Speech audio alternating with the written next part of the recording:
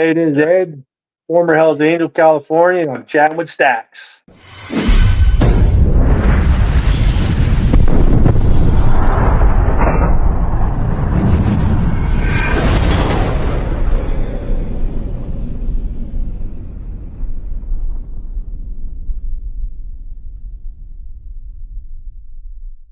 Welcome to this episode of Chatting with Staxx. I'm your host, Bill Staxx, and today I got former 1%er, Ed. What's up, Ed? How you doing, Bill? I'm doing great. Things are good. Good Thank you deal. for Good taking here. the time. I appreciate you taking the time. Yeah, I appreciate you having me on the show. So where were you born and raised? Pennsylvania, small town out about an hour outside of Philly. Pretty much raised there my whole life. Just typical small town stuff, nothing special. Running around with the older kids and playing stick fights and rock fights growing up. Were you getting into trouble at all? Like I said, it's a small town. There wasn't a lot of trouble. There's no like real street gangs or anything like that. Motorcycle clubs weren't really around my area. So it was little things, throw rocks at cars or through a house window or something little like that. Like cops maybe came to my house one or two times. My buddies rapped me out because they got caught first, but nothing ever really, nothing too crazy. Where'd your life go from there? Well, I grew up, you know, watching the old cheesy '60s, '70s biker films, and you kind of get a feeling that hey, that's pretty cool. I wouldn't mind doing something like that. When you're 10, 12, 13 years old, you don't really think that's what you're going to do. But I guess it's already always in the back of your mind. And I get through high school, and I always said I was going to move to California. I landed a job that had a place out there. So first opportunity I got to transfer out with the company, I took it, and there I went. And what was your first introduction to motorcycles out there? Oh, out there? Well, my first introduction to motorcycles, actually, I won my first motorcycle in a raffle down in Philly on South Street when I was probably about two years before I moved out there. So I won that and rode it around for a year, pretty much just by myself, and sold it, moved out there, and just as soon as I saved up a few bucks, went and put some money down on a new Softail, and there we go. When you first went out to California, did you associate with any clubs? No, when I first went out there, I didn't know, I knew there were clubs out there, but that really wasn't my scene that I knew of. And then the more I'm out there, then you start seeing them, and then you're like, see a couple guys, or you're driving your car down the freeway, and all of a sudden one or two guys, because out there you can, cut lanes and stuff like that. And I just thought to myself, man, I want to be able to ride like that. I've been riding for a couple of years, but not like that. So I got that bike, and I just went out in the roads and just started hauling ass and trying to ride like that. And I started riding like that, and then you start getting around. Did you start hanging out at bars, and is that where you first came across like introduction to these people? Funny thing is, I had a girlfriend of mine. We were just like friends or whatever, and she was working at a bar. She knew I started getting intrigued with the club life and stuff like that.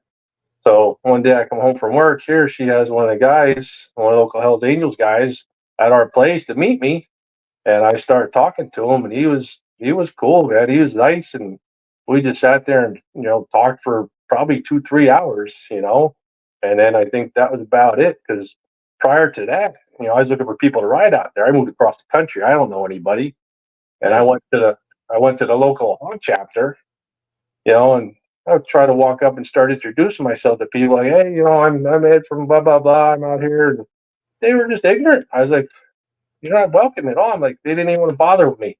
So I was like, screw you guys. I never go back to a meeting again. You need an inside person to introduce you to people, right? Yeah, yeah. So what was it like after you get this introduction? Where do you go from there? Well, I met this member, and you know, he said he's going to be out. Palm Springs always had a big motorcycle rally, and he said he'd be out there. Go look for him. I was like, all right. So I, went out, rode out, and found out where they were at. I don't remember the name of the bar there in that town, but it's not there anymore. They condemned it and tore it down probably because we all hung out there all the time. But yeah, I met up with him and he recognized me right away. He's like, "Hey, come on over. Let's go get a bite to eat." And then he started introducing me to guys. And that night, he said, "Hey, why don't you just spend the night here?" I was like, "Really?" He's like, "Yeah, stay with me and my girlfriend." Pull off, park the bikes. Yeah, I go in. He goes, "Go take your stuff in and wash up." Wow, he pushed my bike in the garage for me and everything. I was like, "Wow!" I was like, "This is this is like a brotherhood, That's how it should be." Yeah. I wasn't even anybody. I barely knew the guy. From there, where does it go? Do you go back home and you're like, damn, I really like hanging out with these guys? Yeah, yeah. I met a bunch of guys, that weekend. I mean, they're I don't know, 40, 50, 100. I don't know. I don't remember. I was kind of overwhelmed my first time meeting, more than just one guy. And so I just started, we exchanged numbers and he's had me come over and hang out with him at the clubhouse on his, nights there. And we just started hanging out and getting close and I meeting more members and getting around. And then I just told him, I said, I said, "Man, I really like this." And I was hanging out. It was probably a good, I don't know, a year or two, and I started expressing interest to him. I said, "Yeah, I'd really like to do more," but I'm like, "I don't think I'm ready for, the commitment for your thing, but I'd like to do more." And lo and behold, there's a big startup of Red Devils all over the nation, probably all over the world, I guess, at that time. It's a big explosion, I guess, to help try to grow the club. So he introduced me to the guys that were starting the local charter near me, and I went down and joined them, and like we started. I think it was probably about April 14th of 2002. When did the Red Devils first come to be? Was it 2001? 2001, 2000, whatever. Yeah, it might have been whatever it was, but it was 2 weeks prior to the Laughlin River Run, the famous, infamous Laughlin River Run. And I'll never forget that because we started out and we must have had 18 or 20 guys, at our first like one or two churches. And then the Laughlin River Run's coming up. So, and I should have thought something was funny, but I was the only one of us that went out there for our charter of the Red Devils. So I went out and I was hanging out with, our sponsored chapter there, Orange County and stuff. And I felt like I missed out on something because I wasn't at the casino that night when it happened. But I'm all now that I think about it, I'm thankful I wasn't there. Yeah. That was bad. When you start hanging around with the Red Devils, do you have to prospect for them? Yeah, they had their core group that were, buddies for since childhood. That they were all, they were starting. There was probably about 12 or 14 of them, something like that. I don't remember exactly, but they were starting it. And then they had, me. I was the very first prospect, and then a couple others, came right in after. But then, that week after Laughlin, I think we went down from like 18 to 20 to about 12. Then the following week we went down to about 8 or 9. Then another week there was only 6 of us left because Why were they dropping off? the big casino brawl out there, and I mean we were out there to support them. There was actually a lot of Red Devils out there, too, with that, behind the scenes and even in the scene there. I guess they just figured that wasn't for them, and the 6 of us stuck around and figured, this could be fun, I guess. So how long are you with the Red Devils for? Prospected for a few months only, and maybe 3 or 4. But I was with those guys like every minute, just because I had to be. I was an outsider. I wasn't from around. I didn't know any. I didn't grow up with those guys, so I just wanted to be around. Made member and was member for probably a year or so, and then it came time to like the whole goal of our specific Red Devils charter was to start a HA chapter there. So when it came time, when we got our time in for that, then we were ready to switch over. Went to our sponsors and said, "Hey, we're ready." And they said, "You sure?" They said, "Yeah, we're sure." And they said, "All right, here you go. You're a hang around now." So wait, so you have a full patch, right? Yeah. As a Red Devil, do you have a position? Are you an officer at all? Well, in that case, we all were because there's only six of us at that point, in the Red Devils. So yeah, I don't know. Usually the outcast gets stuck like treasurer or secretary with the deal with the crap. The other Yeah. guys don't want to deal with. So what's that process like when you're a full patch member and you get knocked down to hang around again? Well, I guess it was kind of exciting because you're taking that big step. So even though you're just a hang around, you're still above a full patch Red Devil. You know, You're with them. yeah. And how long is that process for?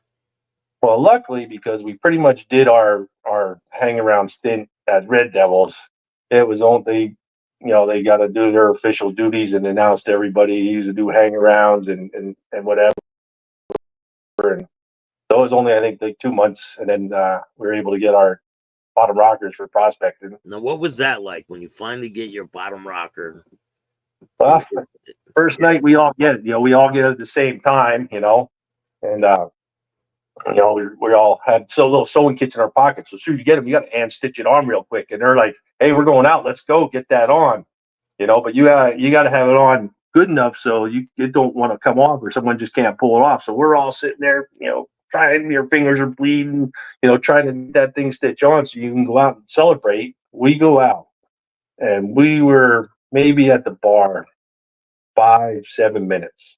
I don't even think half the guys even got a beer yet, and I guess there was a guy there that had some bad history with some of the guys in the club, and he went and called the cops right away, even though nothing happened. He just seen them out there. He called the cops and said that there were problems caused or something like that. This was my first night of the prospect. Next thing you know, there must have been 20 cop cars, probably 40 cops, helicopters flying around. They come running out with a shotguns holding our heads. Get on the ground, get on the ground. Like, what the hell did we do? There was no fights. Nobody even yelled at anybody. It was just crazy.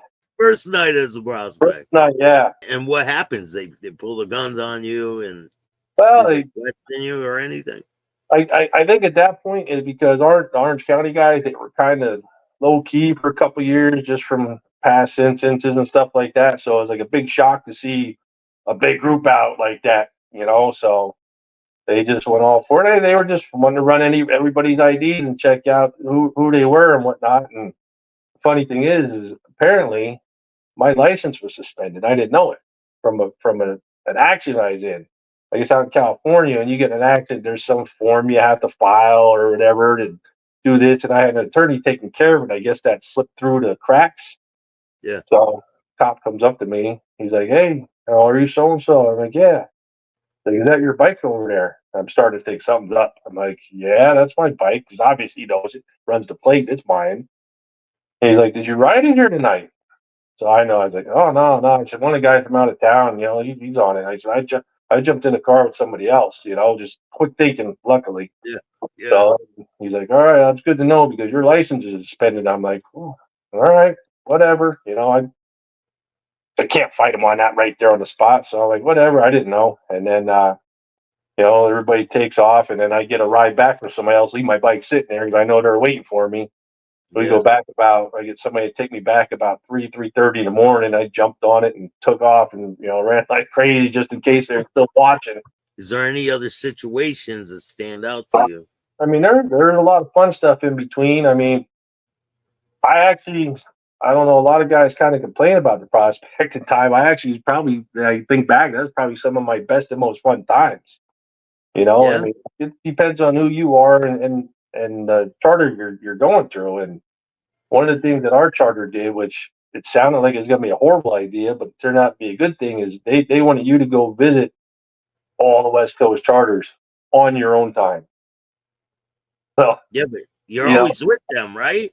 And yeah, you're at work. So how do you juggle work and dude. trying to do all this at the same And, time? and I had a little baby girl, you Oh, know, she was probably maybe one or two, maybe, I don't know. She was young. And I, I, I actually looked forward to going on some of the runs because I go look up at some of the other members. Because when you're a prospect and you go hang out with other members from other charters, they treat you pretty good usually. You take them out and go out and have a good time. They're like, "Hey, come on back here." You go hang out in the room with them, and you kind of get to take a little nap here and there. So I was like, I look forward to that kind of stuff. because I didn't Yeah. get any sleep otherwise. You know, running around with your guys at home and then trying to go to work and raising a baby. It was tough. I can't believe I did it. Yeah, you're trying to juggle all this stuff at once, right? Yeah. Were there That's were it. there times that where you had to pick between different things?